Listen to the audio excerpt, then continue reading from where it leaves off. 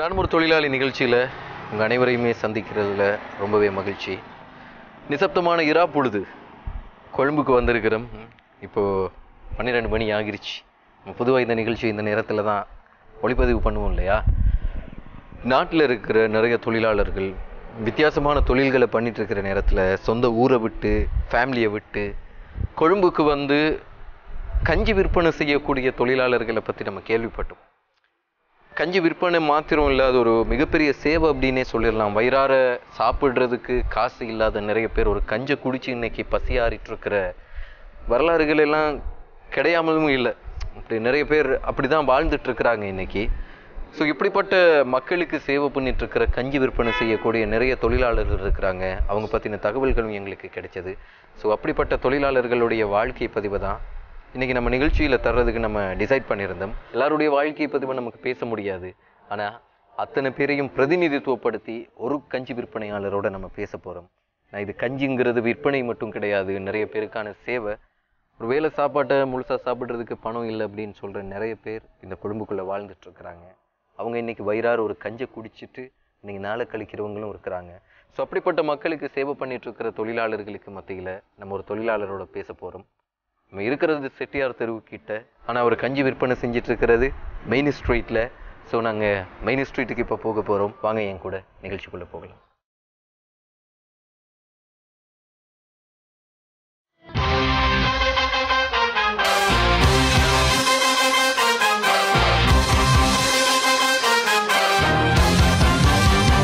நான் ஏற்கனவே சொன்ன மாதிரி நானும் ஒரு தொழிலாளி நிகழ்ச்சியில் நம்ம பேச போகிற கஞ்சி விற்பனை செய்யக்கூடிய தொழிலாளி இவங்க தான். ஸோ உங்களை நாங்கள் முதல்ல நிகழ்ச்சிக்குள்ளே வரவேற்றுக்கொள்கிறோம். ரொம்ப சந்தோஷம். இந்த ராத்திரியில் இப்படி ஒருத்தர் கொழும்புக்குள்ளே சந்திக்க கிடைக்கிறது ரொம்ப பெரிய விஷயம். அதுக்கு சந்தோஷப்பட்டு நான் வந்து ஏற்கனவே கஞ்சி வாங்கினேன் இல்லையா, ஒரு கிளாஸை வேறு டக்குன்னு உடைச்சிட்டேன். கோவம் வரலையா உங்களுக்கு? இல்லை கஸ்டமர்னா கூட எங்களுக்கு எப்படி கோவப்படையலாவே இல்லை, நான் வேறு வந்ததும் கஞ்சி ஃபுல்லாக குடிக்க கூட இல்லை, விட்டுட்டேன் கிளாஸு. வேறு சின்ன மிஸ்டேக் கொண்டு வரும் தானே. அப்படி வரக்குள்ள நாங்கள் கஸ்டமரை ஆதரிக்கிறது தானே எங்களுக்கு ஒரு பிஸ்னஸுக்கு நல்லா இருக்கும். ஸோ வாடிக்கையாளர்களை ரொம்ப கவனமாக ரொம்ப அழகாக மெயின்டைன் பண்ணுற, இல்லைன்னா ரொம்ப அழகாக பார்த்துக்கிற ஒரு தொழிலாளரோட தான் நம்ம இன்றைக்கி பேச போகிறோம். முதல்ல வந்து நம்ம பேரை சொல்லுவோம் நிகழ்ச்சிக்கு, ஏன்னா எல்லோரும் பார்த்துட்ருப்பாங்க. என் பேர் வந்து நசுருதீன்.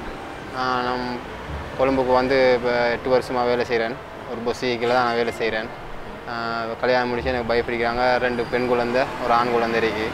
கஷ்டத்துக்கு மத்தியில் தான் வந்து நான் கொழும்புக்கு வேலை செஞ்சுட்டு இருக்கிறேன். அப்படியே டக்குன்னு எல்லாம் சொல்லி முடிச்சிட்டிங்க. சொந்த இடம் எது? கொத்துவேல், அம்பாறை டிஸ்ட்ரிக்ட் கொத்துவேல். கொத்துவேல். கிழக்கு மண்ணில் இருந்து எப்படி கொழும்புக்கு?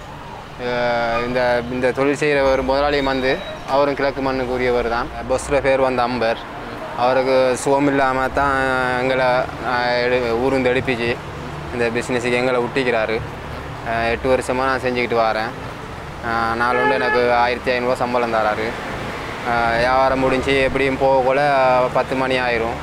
போயிட்டு சாமான்லாம் எல்லாம் செஞ்சுட்டு எடுக்கக்குள்ள 12 1 மணி ஆயிரும். அதுக்கு பிற்பாடு தான் தூங்குவேன். இப்போ இந்த தொழிலுக்கு வந்து சாதாரணமாக எத்தனை வருஷம்? இந்த தொழிலுக்கு வந்து நான் 8 வருஷம் ஆகுது. 8 வருஷமும் கொழும்புலே தானே? கொழும்புலே இருக்கேன். மாதத்துக்கு ஒருக்கா வீட்டுக்கு போயிட்டு வருவேன். அதுக்கடையில் சம்பளத்தை எடுத்து வீட்டுக்கு அனுப்பி பிள்ளை குட்டிங்களுக்கு சம்பளத்தை அனுப்பிவிடுவேன். ஒரு மாதத்துக்கு ஒருக்கா தான் போயிட்டு வருவோம். 1 மாதம் 2 மாதம். எவ்வளோ நேரம் எடுக்கும் கொழும்புலேருந்து ஊருக்கு போகிறதுக்கு? வீட்டுக்கு போகிறதுக்கு இங்கேருந்து எப்படியும் 5 ஹவர் பிடிக்கும். கொத்திகளுக்கு போகிறதுக்கு இங்கேருந்து 9:30 ஏறினா காலையில் எப்படியும் 5 மணிக்கு வீட்டுக்கு போய் சேருவேன். நான் சாதாரணமாக 5 ஹவர் இல்லைன்னா 5 மணித்தியாலம் பிடிக்கும் அப்படின்னு சொல்கிறீங்க ஊருக்கு போகிறதுக்கு. பொத்துவில்ல எந்த இடம் உங்களுக்கு? பொத்துவில்ல டவுன் ஏரியா பாக்கியவாத்தை சேர்ந்தேண்ணா. 8 வருஷம் தான் கொழும்புக்கு வந்தா இல்லை இந்த தொழிலுக்கு வந்து தான் 8 வருஷமா? தொழிலுக்கு வந்து 8 வருஷம். அதுக்கு முன்னாடி என்ன பண்ணிட்டு இருந்தேன்? அதுக்கு முன்னே ஊரில் விவசாய தொழில் செஞ்சுன்னு இருந்தேன். விவசாயம் செஞ்சுருந்தேக்குள்ள இவருக்கு பஸ்ஸுக்கு சுகம் இல்லாமல் தான் தெரிஞ்சவர்ன்றதால, எங்களோட பக்கத்து வீடுன்றதால என்ன கால் பண்ணி இப்படி தொழில் ஒன்று செய்யணும், தொழிலுக்கு வேலைக்கு ஆள் வேணும், வர முடியுமான்னு கேட்டார். அதன் பிற்பாடு சரின்னு சொல்லி நான் வந்து இவர்கிட்ட வேலை செஞ்சுக்கிட்டு இருக்கிறேன். ஒரு விவசாயி இன்னைக்கு நிறைய பேர் வந்து விவசாயம் பண்ணுறது கிடையாது. ஏன் அது டக்குன்னு விவசாயத்தை விட்டுட்டு இதுக்கு வரணும்னு தோணுச்சு? விவசாயத்தை விட்டோம்னா விவசாயம் அதுவும் கூலிக்கு தான் நான் செய்கிறேன். அதுவும் அடிப்படை நாள் சம்பளம் 1500 தான். ஸோ கொழும்புக்கு வந்து 8 வருஷம் ஆச்சு. அதுக்கு முன்னாடி விவசாயம் பண்ணிட்டு இருந்தீங்க. கொஞ்சம் உங்கள் சின்ன வயசை பற்றி கொஞ்சம் பேசுவோமா? சின்ன காலத்துலண்டா ஸ்கூலை விட்டு 9ஆம் கிளாஸ் வரங்களும் படித்தேன். ஏன் அதுக்கப்புறம் படிக்கிறதுக்குன்னு சொன்னால் குடும்பத்தால் வசதி இல்லை, வாப்பாவுக்கு சுகம் இல்லை. வாப்பா சின்ன வயசுலேயே காலம் சென்றுக்கிட்டார். உமா மட்டும் 4 தாத்தாமாருங்க எனக்கு, ஆம்புலன்ட்டு சொல்லி நான் மட்டும்தான். குடும்பத்தில் கஷ்டம், அந்த சின்ன வயசுலேயே கஷ்டப்படக்கூடிய நிலைமை ஏற்பாட்டுச்சு. அதை சொல்லி தொழில் விஷயத்தில் விவசாயம் என்று எல்லா தொழில் விஷயத்துலேயும் இறங்கி தொழிலை செஞ்சு தாய் அக்காங்க தாத்தாங்களை காப்பாற்றிக்கிட்டு. 4 அக்கா மாதிரி இருக்கிறதா சொன்னீங்க. கல்யாணம் பண்ணிட்டாங்களா 4 பேர்? 4 பேரும் கல்யாணம் பண்ணிட்டாங்க. அவங்க கல்யாணம் பண்ணி இப்போ அவங்க சந்தோஷமாக நல்லா இருக்கிறாங்க, ஒரு லைஃப் நல்லா போகுது. பொதுவாக அந்த கிழக்கு மண் அப்படின்னு பேசுகிற நேரம் எல்லாரும் சொல்லுவாங்க, கிழக்கில் என்னடா எல்லாத்துக்கும் சீதனம் தான் காரணம், ஒரு பொண்ணை பெற்றுட்ட அப்பா வந்து அந்த பொண்ணுக்குரிய எல்லாமே பண்ணணும்னு. ஆனால் உங்கள் சின்ன வயசுலேயே தவறிடுறாரு. அதுக்கப்புறம் எப்படி முடிஞ்சது அவங்கள டக்குன்னு கல்யாணம் பண்ணி கொடுக்குறது? அவங்களும் வயசுக்கு வந்து அவங்களும் கஷ்டத்துக்கு எல்லாம் பண்ணீங்க அப்படியா? நான் எல்லாம் பண்ணின்றதுக்கு இல்லை, என்னால் முடிஞ்ச அளவு நானும் உதவி செஞ்சேன். மற்றபடி எங்களோட தாத்தாமாரை கல்யாணம் பண்ண மச்சாமாருங்க அவங்க வந்து கொஞ்சம் தொழில் அவங்க செஞ்சு கொஞ்சம் எங்களோட தாத்தாமாருங்க நல்லா வச்சிருக்கிறாங்க. இப்போ உங்களுக்கு சந்தோஷமா தாத்தாமாரெல்லாம் பார்க்கும்போது? சந்தோஷம். நீங்கள் கஷ்டப்பட்டு கல்யாணம் பண்ணி கொடுத்தவங்க தான் அவங்க எல்லாம் இன்றைக்கி ரொம்ப சந்தோஷமாக இருக்கும்போது பார்க்கும்போதே சந்தோஷமாக இருக்கும்ல? சந்தோஷமாக இருக்கும். இப்போ நீங்கள் எத்தனை வயசில் கல்யாணம் பண்ணினீங்க? நான் கல்யாணம் பண்ணக்குள்ள 24 வயசு. 24 வயசு. இப்போ எனக்கு 41 வயசு ஆகுது. 3 குழந்தைங்க இருக்கிறாங்க. அவங்க என்ன பண்ணிட்டு இருக்கிறாங்க? மூத்த பொம்பளை பிள்ளைக்கு 16 வயசு ஆகுது. அவள் ஸ்கூல் போய்கிட்டு இருக்கிறா. 2வது என்ற ஆம்பளை பொடியன் அவர் ஸ்கூலுக்கு போய்கிட்டு இருக்காரு, 7ஆம் தரம் படிச்சுக்கிட்டு இருக்கிறாரு. 3வது பாபா கிடச்சி இப்போ 2 மாதம் ஆகுது. ஸோ பிள்ளைகள் வந்து எப்படி பார்க்குறாங்க உங்கள் தொழிலை? பிள்ளைங்க நான் சம்பாரித்து கொடுக்குறத வச்சு நான் இப்போ நான் சும்மா வீணாக செலவழிக்கிறதில்ல, சம்பாதிக்கிறத வீட்டுக்கு அனுப்புறத சுட்டி பிள்ளைங்க வச்சு அவங்களோட லைஃப்பை நல்லா வச்சுக்கிறாங்க. அதை சுட்டி நான் இங்கே வேலை செய்கிறது எங்களோட ஒய்ஃபு எல்லாருக்கும் விருப்பம் இல்லை தான். ரெண்டும் எங்கே போனாலும் நாங்கள் கஷ்டப்படத்தானே வேணும். அதை சுட்டி நான் இங்கே கொழும்பில் வந்து வேலை செஞ்சுக்கிட்டு இருக்கிறேன். இப்போ உங்கள் வேலை விஷயங்களை பற்றி பேசுவோம். சாதாரணமாக எப்படி இந்த கஞ்சிங்கிறது இந்த இடத்துக்கு வருது, அதுக்கு பின்னாடி என்னென்ன கதைகள் இருக்குது? கதைகள்னு சொன்னால் காலையில் எழும்பினதும் கடைக்கு போய் சாமான்லாம் வாங்கிட்டு வந்து அதுக்கு பிற்பாடு தான் அந்த வேலையை நான் 7 மணிக்கெல்லாம் வேலையை தொடங்குவேன். வேலையை தொடங்கி கஞ்சி எப்படியும் ஒரு 11 மணிக்குள்ளே எல்லா கஞ்சியையும் காய்ச்சி எடுத்துக்கிட்டு சமங்கோட பள்ளிக்கு முன்னுக்கால அங்கே ஓல்மி ஸ்டோர்லேருந்து அங்கேருந்து கரத்தையை தள்ளிட்டு வந்து சமங்கோட பள்ளிக்கு முன்னுக்கு தான். ஏன் அது சமங்கோட பள்ளி முன்னாடியே போகிறீங்க, என்ன காரணம்? அங்கனிக்கால தான் நிறைய சனங்கள் போய்கிட்டு இருக்கிறாங்க. சனங்கள் போகிறத வச்சு தான் இந்த தொழிலை செய்ய இயலும். அதை சுற்றி தான் சமங்கோட பள்ளிக்கு முன்னுக்கால கொண்டு வச்சு சேர்ந்துட்டு. என்னென்ன கஞ்சி இருக்குது உங்கள்கிட்ட? எங்கள்கிட்ட கோழி கஞ்சி இருக்குது, மற்றது பாசிப்பாய் சவு போட்டு சவு கஞ்சி இருக்குது. எவ்வளோக்கு விற்கிறீங்க? சாதாரணமாக இதுக்கு சோடிஸ் எல்லாம் போட்டு ஒரு 10,000 மட்டும் வியாபாரம் செய்வோம். ஒரு கஞ்சி எவ்வளோ? ஒரு கஞ்சி வந்து 50 ரூபா. 2 பயிர் கஞ்சும் கோழி கஞ்சும் 2 50 ரூபா தானே? 2ம் 50 ரூபா. 50 ரூபா தான். சோட்டிஸ் வந்து 30 ரூபா. சம்சா வந்து 30 ரூபா. மற்றது ரோல்ஸ் போடுற அது 30 ரூபா தான்.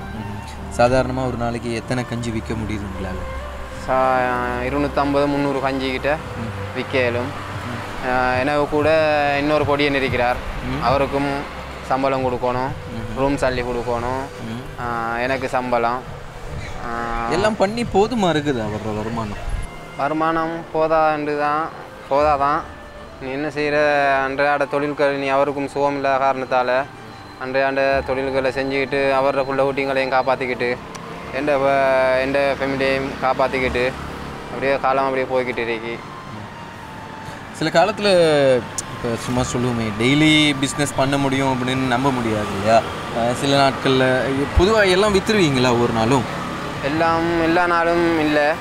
சில நேரங்களில் முடியும், சில நேரங்களில் மிஞ்சும். மிஞ்சின நேரம் எல்லாம் ரொம்ப கஷ்டமாக இருக்கும். ரொம்ப கஷ்டமாக இருக்கும். கஷ்டம்தான். நீ என்ன செய்கிற அதெல்லாம் அஸ் பண்ணிக்கிட்டு நீ இரவு மேலே பழியை போட்டுக்கிட்டு என்ன செய்கிற வாரத்தை எடுத்துக்கிட்டு நாங்கள் 3 வாரம் எடுத்துக்கிட்டு போய்கிட்டு இருக்கிறோம். நிறைய அப்பாக்களுடைய ரணங்கள் வந்து நிறைய பிள்ளைகளுக்கு தெரியறது கிடையாது. காசு பணம்னா நம்ம மேலே குதிச்சுட்டு போயிடுறோம். ஆனால் அந்த காசு பணத்தை சம்பாதிச்சு இன்றைக்கி பிள்ளைகளுக்காக கொடுக்கறதுக்காக ஒவ்வொரு அப்பாக்களும் கொண்டு ரோட்டில் ராத்திரியில் பகலில் வேர்வை சிந்தி உழைச்சிட்ருக்குறாங்க இல்லையா? அந்த வழிகள் ஏற்றுக்கொள்ள முடியாத வழிகள், தாங்கிக் கொள்ள முடியாத வழிகள். ஸோ இப்படி நிறைய விஷயங்கள் இவரோட பேச வேண்டி இருக்குது. நம்ம நிறைய விஷயங்கள் இவரோட பகிர்ந்துக்க வேண்டி இருக்குது. அவர் நிறைய விஷயங்களை பேசிகிட்டு இருக்கிறாரு. இந்த கரத்தை அப்படின்னு வர்ற நேரம் இந்த கரத்துக்கு பின்னாடி எனக்கும் ஒரு ஹிஸ்ட்ரி இருக்குது, ஒரு வரலாறு இருக்குது. நிறைய விஷயங்கள் பேசலாம் இந்த இடைவெளியின் பின்னர்.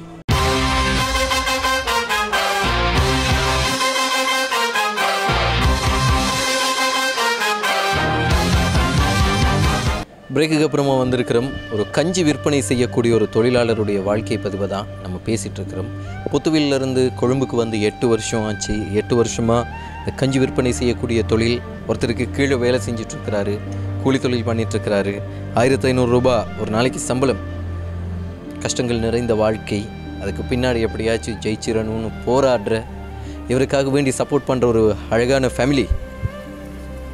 வாழ்க்கையில் என்ன தான் காசு பணம் இல்லைன்னாலும் இன்றைக்கி ஃபேமிலியால் ரொம்ப சந்தோஷப்பட்டு வாழ்ந்துட்டுருக்கிற ஒரு மனிதருடைய வாழ்க்கை பதிவை, அவரோட தொழிலுடைய விஷயங்களை தான் நம்ம பேசிகிட்ருக்கிறோம். ஸோ நிறைய விஷயங்கள் நம்ம பேசிகிட்டு இருந்தோம் இல்லையா? நான் உங்கள்கிட்ட அங்கே வச்சு சொல்லியிருந்தேன், அந்த ரோட்டில் நமக்கு வந்து நிறைய வெஹிக்கிள்ஸ் போகுது, ரொம்ப டிஸ்டர்பாக இருக்குது, அதனால் இங்கே உங்களை கூட்டிகிட்டு வந்துட்டோம். நான் சொல்லியிருந்தேன் இல்லையா, இந்த கருத்துக்கு பின்னாடி எனக்கும் ஒரு வரலாறு இருக்குதுன்னு. என்னன்னு நினைக்கிறீங்க? வரலாறுன்னு கூட அவங்களோட கஷ்டத்தை பொறுத்து தான். கிட்டத்தட்ட ஒரு 7 மாதம் இது மாதிரி 30 ரூபா எல்லா திங்ஸும் எதை எடுத்தாலும் 30 ரூபா அப்படின்னு ஒரு பெரிய தட்டில் நம்ம மாமா ஒருத்தர் போட்டு தந்துருந்தார். நான் என் அப்பா கூட அதை தான் பண்ணிகிட்டு இருந்தேன். பேட்டாவில் இந்த ஸ்ட்ரீட்டாக இருக்கலாம், பெரேரா ஸ்ட்ரீட்டாக இருக்கலாம், செட்டியார் தெருவாக இருக்கலாம். நம்ம பழைய மீன் மார்க்கெட் இருந்துச்சு இல்லையா, இன்றைக்கி கோல்ட் சென்டர் பண்ணிட்டாங்க. அதெல்லாம் ரொம்ப அழகான நினைவலைகள். ஆனால் இன்றைக்கி அப்பா கூட கிடையாது. ஆனால் அப்பா ரொம்ப கஷ்டப்பட்டார். இன்றைக்கி ஏதோ நான் ப்ரோக்ராம் பண்ணுறேன்னு எல்லோரும் பார்த்து சொல்லுவாங்க, ரொம்ப நல்லா பண்ணுறடா, அழகாக பண்ணுற அப்படின்னு. நான் எல்லா க்ரெடிட்டும் நம்ம அப்பாவுக்கு தான் போய் சேரும். ஒவ்வொரு நாளும் அன்றைக்கி சொல்லுவார், உன்னால் முடியுமோ எதையோ அதை நீ பண்ணு, உன்னால் முடியும் அப்படின்னு. அந்த வாழ்க்கை ஜெயித்தது. ஸோ இது நான் ஏன் ஞாபகப்படுத்துகிறேன்னா, இந்த கரத்தை பார்த்ததும் அது டக்குன்னு ஞாபகம் வந்துடுது. இது மாதிரி தான் என்ன ப்ரோக்ராம் வந்தனாலும் எங்கேயோ ஒரு சம்பந்தம் இருக்குது அப்படின்னு ஞாபகம் வந்துடுது எனக்கு. ஸோ நீங்கள் சொல்லுங்கள், உங்களோட நிறைய பேர் வேலை செஞ்சிட்ருக்கிறதா சொன்னீங்க. யார் யாரெல்லாம் வேலை செய்கிறாங்க உங்களோட? எங்களோட இன்னொரு பொடியும் வேலை செய்கிறாரு. அவரும் இன்னொரு சோடிஸ் நானாக இருக்கிறாரு. அவர் குருணாக்கலை, அவர் சோடிஸ் போட்டு தருவார். மற்ற ஒன்றும் செய்ய மாட்டார். மற்ற இந்த கஞ்சி வேலையெல்லாம் நானும் அந்த பொடியும் தான் சேர்ந்து செஞ்சுக்கிட்டு எடுத்து வந்துடுவோம். நாங்கள் 11 மணிக்கெல்லாம் கஞ்சி வியாபாரத்துக்கு வந்துடுவோம். வந்து தொழிலை செஞ்சுக்கிட்டு நைட்டுக்கு எப்படியும் 9-9:30 ஆகும் வியாபாரத்தை முடிச்சுக்கிட்டு போகிறதுக்கு. போய் நீ சாமான்கள் எல்லாம் கழுவி எல்லாம் செஞ்சு எடுக்கக்குள்ள எப்படியும் ஒரு 12-1 மணி ஆயிரும். அது பிற்பாடு தான் தூங்குறது. சாப்பாடு அதுக்கு சாப்பிட்டுக்கிட்டு தான் அதுக்கு தான் தூங்குவோம். மாதிரி காலையில் மாதிரி அதே மாதிரி ஒழும்பி அதே மாதிரி வேலை செஞ்சுக்கிட்டு தான் இப்படி தான் என் லைஃப் போய்கிட்டு இருக்குது. லைஃப் ஃபேமிலி ஒரு மாதத்துக்கு ஒருக்கா தான் போகும் அப்படின்னு சொல்லி, ஒரு மாதத்துக்கு ஒருக்காவும் போவேன். 3 மாதமும் இப்படி ஆகும். இப்படி வீட்டு பிரச்சனைகளை பொறுத்து தான் நான் ஊருக்கு போயிட்டு வருவேன். இப்போ வீட்டில் பிள்ளைகளெல்லாம் எதிர்பார்த்துட்டு இருப்பாங்க இல்லையா, அப்பா வரணும் அப்பா வரணும். ஆமாம், எதிர்பார்த்துட்டு இருப்பாங்க தான், வர சொல்லுவாங்களும் தான். இப்போ சம்பாரிச்சுக்கிட்டு இப்போ வீட்டுக்கு போகக்குள்ள பிள்ளைங்களுக்கு என்ன சரி வாங்கணும், ஒய்ஃபுக்கு எதை சரி ஒன்று வாங்கணும். வீட்டில் போய் ஒரு 5-10 நாள் இருக்கிறேன்டா, அதுக்கு செலவுக்கு காசு வேணும்.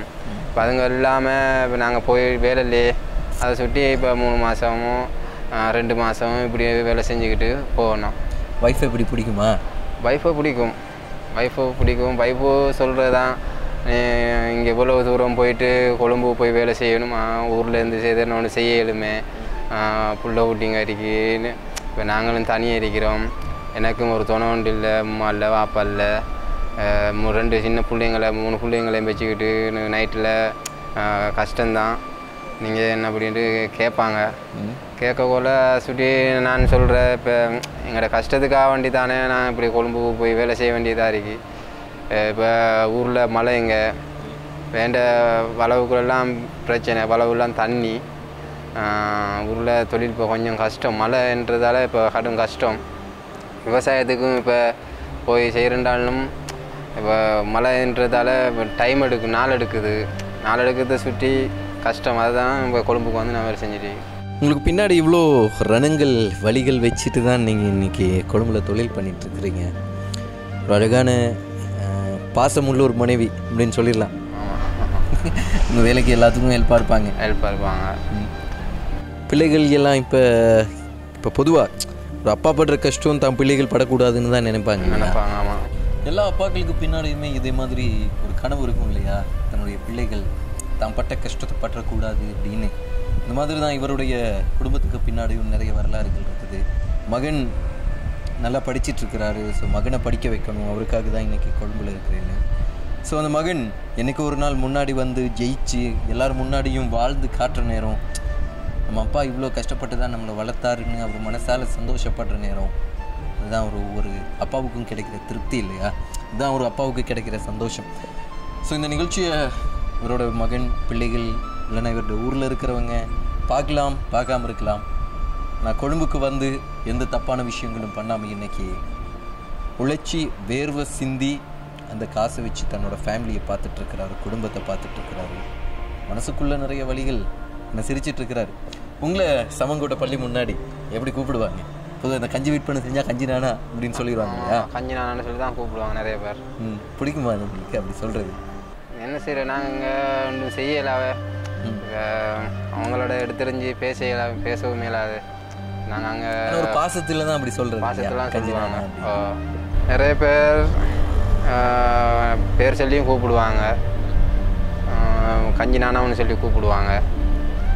நாங்கள் அதை நாங்கள் பெருசாக கணக்கெடுக்கிறது இல்லை.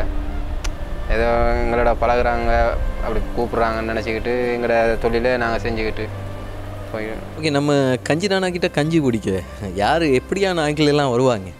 கஞ்சி குடிக்க பெரிய பாய்மாருங்க வருவாங்க, பெரிய இந்த கடை வச்சுக்கிறங்க பொஸ்மார எல்லாரும் வருவாங்க. வெளிநாட்டிலேருந்து வர வெள்ளைக்காரவங்க வந்து இப்போ சோடிஸ் எடுப்பாங்க, கஞ்சி குடிப்பாங்க, கஞ்சி கேட்பாங்க. கஞ்சி கேட்ட நேரம் நாங்கள் சொல்லி தான் கொடுப்போம்.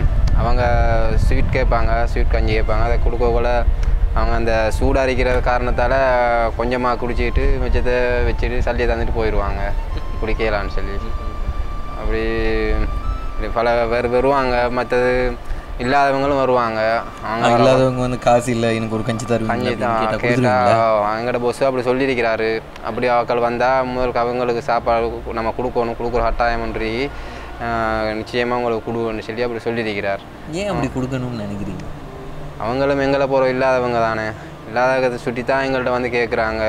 பசிக்கிற பக்கத்தில் பசி இருக்கிறதெல்லாம் வந்து கேட்குறாங்க.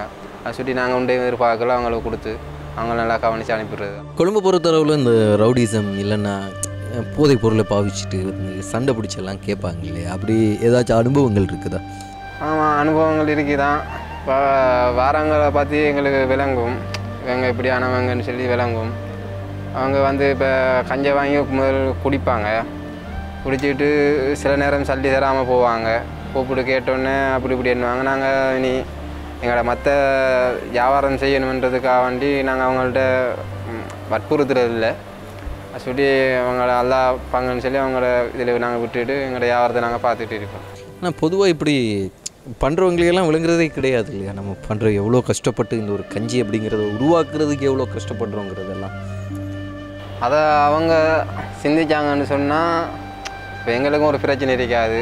அவங்க இப்போ அவங்களே யோசிக்கணும், இந்த கரத்தை வச்சு தள்ளிட்டு வந்து இந்த கஞ்சை காய்ச்சிட்டு வந்து இவங்களும் ஒரு கஷ்டத்துக்காக தான் இதை செய்கிறாங்கன்னு சொல்லி அவங்க நினச்சாங்கன்னு சொன்னால் எங்களை துன்புறுத்த மாட்டாங்க. அவங்க வருவாங்க, கஞ்சை வாங்கி குடிச்சிட்டு எங்களை சல்லி தந்துட்டு போய்கிட்டே இருப்பாங்க.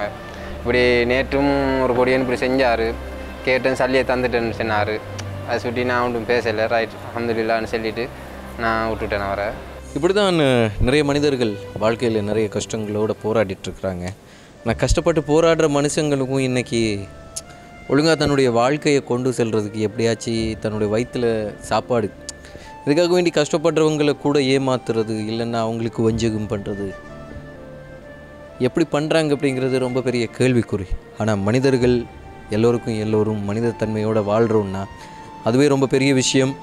ஸோ மதங்கள், இனங்கள், குலங்கள் கடந்து இந்த மனிதத்தன்மை வாழணும். நம்ம இலங்கையில் வாழ்ந்துட்டுருக்குதுங்கிறதுக்கு ஆதாரங்களும் இருக்குது, மனிதத்தன்மையே கிடையாது அப்படிங்கிறதுக்கான பிரச்சனைகளுக்குரிய ஆதாரங்களும் இருக்குது. ஆனால் எந்த மதம், எந்த இனம், எந்த குலமாக இருந்தாலும் எல்லோரும் கடவுளால் படைக்கப்பட்ட மனிதர்கள். இந்த மனிதர்களுக்கு மனிதர்கள் ஒத்தாசையாக அன்பாக இருந்தால் தான் இந்த உலகத்துடைய தன்மை, இல்லைனா இந்த இயற்கையினுடைய தன்மை பாதுகாக்கப்படும் இல்லையா? ஸோ நம்ம கஞ்சி விற்பனை செய்யக்கூடிய ஒரு தொழிலாளர் நிறைய விஷயங்களை பேசிகிட்டு இருந்தார், நிறைய விஷயங்களை சொல்லிகிட்டு இருந்தார். அவரோட இன்னும் நிறைய விஷயங்கள் நம்ம பேச வேண்டியிருக்குது. பேசலாம் நம்ம இந்த பிரேக்குக்கு அப்புறமா.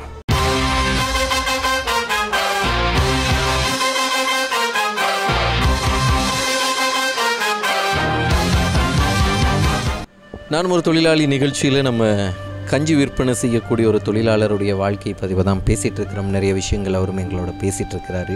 ரொம்ப அழகான ஒரு ஜேர்னி. ராத்திரி 10-12 மணிக்கெல்லாம் பெட்டாவில் கஞ்சி விற்பனை செஞ்சிட்ருக்கிறாரு. 11 மணிக்கே வேலைக்கு வர்றவர். பின்னாடி வாழ்க்கையில் நிறைய ரணங்கள், ஆனால் சிரிச்சுக்கிட்டே இந்த தொழிலை பண்ணிவிட்டு, சிரிச்சுக்கிட்டே இந்த கஞ்சை விற்பனை செஞ்சுட்டு வர்ற காசை வச்சு ஃபேமிலியை பார்த்து சந்தோஷப்படுற ஒரு உன்னதமான தொழிலாளருடைய வாழ்க்கை பதிவு தான் இன்றைக்கி நம்ம நிகழ்ச்சியில் நம்ம பேசிகிட்ருக்கிறோம். உங்களோட பேசும்போது நிறைய விஷயங்கள் எனக்கும் ஞாபகம் வருது.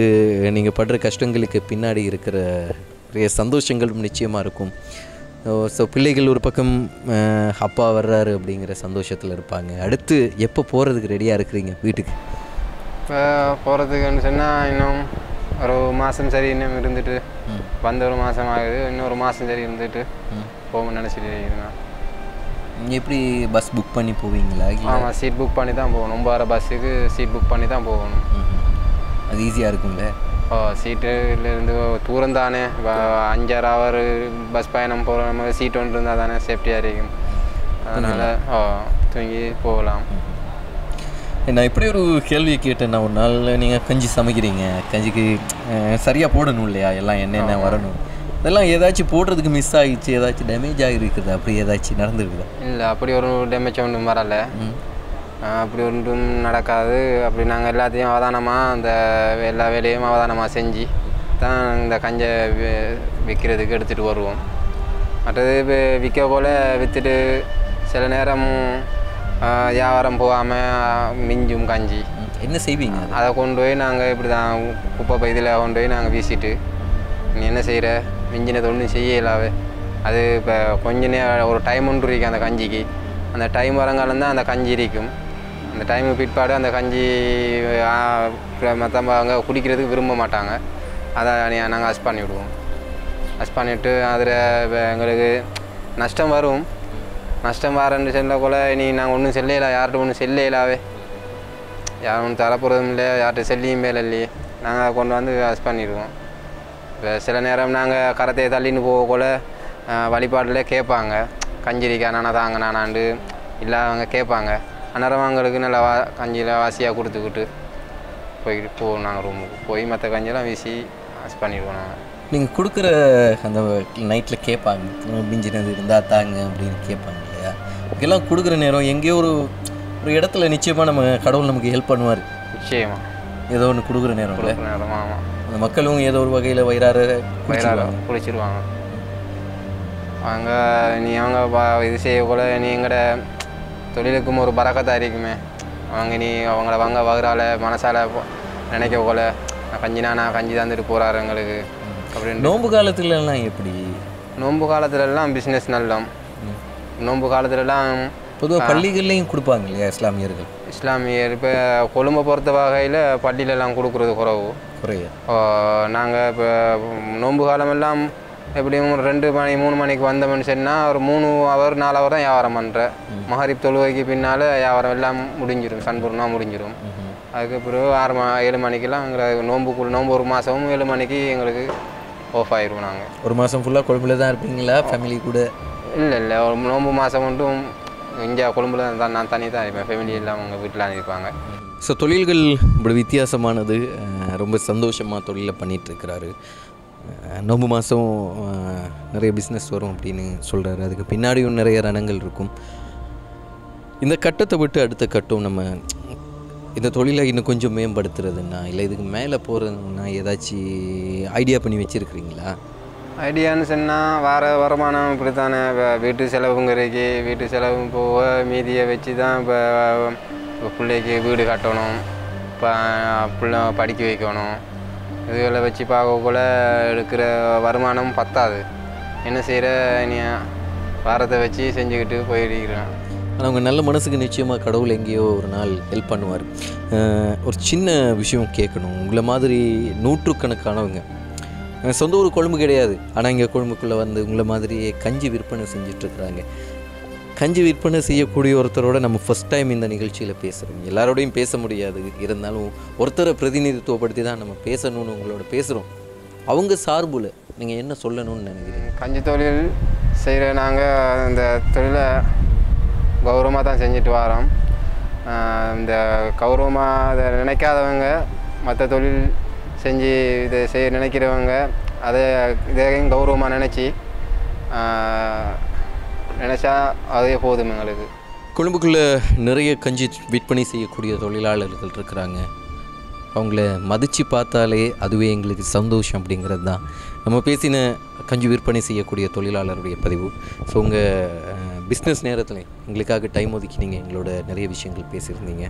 உங்கள் அத்தனை கனவுகளும் நனவாகணும், உங்கள் பிள்ளைகள் நல்லா படிக்கணும், இறைவன் எல்லாத்துக்கும் துணையாக இருப்போம் அப்படின்னு நாங்களும் பிரார்த்தித்துக்கிறோம்.